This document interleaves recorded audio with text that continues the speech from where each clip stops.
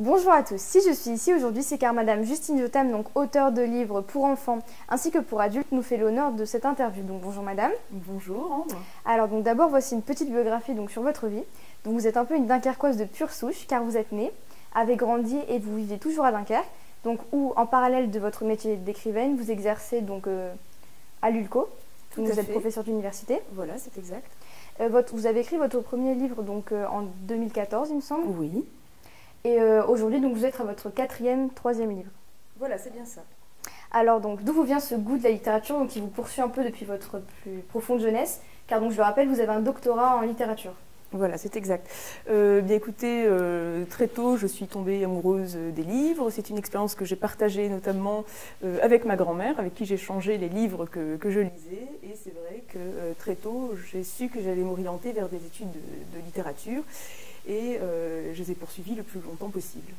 Très bien. Et j'ai également donc entendu que lors de votre jeunesse, donc vers vos 12, 13, 14 ans, vous étiez plutôt orienté vers la littérature classique au lieu de la littérature jeunesse, comme la plupart des enfants. Et par contre, aujourd'hui, donc, vous préférez lire de la littérature jeunesse. Pourquoi donc avez-vous changé comme ça? Et est-ce que c'est un peu pour rattraper votre enfance où vous avez plutôt préféré lire la classique? Alors peut-être, alors ça ne veut pas dire qu'aujourd'hui je ne lis plus de classiques, j'en ai lu d'ailleurs très longuement, et puis j'ai aussi fait des études de littérature qui portaient sur les romans naturalistes du 19e siècle, donc qui étaient plutôt orientés vers les classiques. Alors je ne veux pas dire que je préfère la littérature jeunesse, mais ça me fait beaucoup de bien aujourd'hui pour me détendre de lire des livres pour ados plutôt. Et oui, peut-être qu'il y a aussi la volonté de rattraper un petit peu le temps perdu. Très bien. Donc maintenant, parlons un peu de vos deux derniers romans, donc Qui veut la peau d'Otto da Fé et donc L'héritage du clan Morgan. Donc d'où vous parlez donc de sujets assez forts comme le racisme, l'esclavagisme ou encore la dictature, tout en vous adressant donc à un public de jeunesse. Pourquoi ces choix? Donc pourquoi avez-vous choisi justement de vous adresser à eux plutôt qu'à des adultes? Est-ce que c'est pour leur montrer plutôt des valeurs fortes ou est-ce que c'est pour transmettre un message ou justement non? Alors effectivement, il y a toujours une volonté de partager quand on écrit. Il me semble qu'il est important de traiter de sujets forts avec les jeunes, qui ne suivent pas toujours l'actualité. Je pense que par la littérature, par le biais d'histoire, c'est un bon moyen de faire passer des messages. Et donc justement, est-ce que vous êtes inspiré de cette actualité comme en Irak ou à Cuba pour écrire vos livres? Oui, tout à fait. Pendant l'écriture, je me suis pas mal documentée. C'est aussi le travail de l'écrivain, c'est d'avoir des sources afin de retravailler la matière dans la littérature. Donc oui, je me suis inspirée de ce qui se passe. Alors que ce soit au niveau, comme le titre l'indique, des autodafés qui ont pu avoir lieu à travers le monde, mais aussi pour ce qui concerne l'interdiction d'Internet, les nombreux blocages qu'on peut voir un petit peu partout dans le monde, en Chine notamment, il me semblait que c'était important aussi de dire ça aux jeunes, de faire passer ce message pour qu'ils se rendent compte qu'en fait on bénéficie d'une grande liberté en France dont ils n'ont pas toujours conscience. D'accord, et justement donc en parlant d'une autodafé, pouvez-vous nous expliquer donc la définition de ce mot? Oui, alors l'autodafé, c'est le fait de brûler des livres. D'accord, et maintenant donc parlons toujours de votre dernier roman, donc Qui veut la peau d'Otto da Fé, où beaucoup de personnages comme par exemple Sherazade qui est juste là ou encore Peter Pan sont venus se glisser. Et donc pourquoi avoir choisi justement de les mettre dedans? Comment les avez-vous choisis? Y a-t-il une sélection un peu?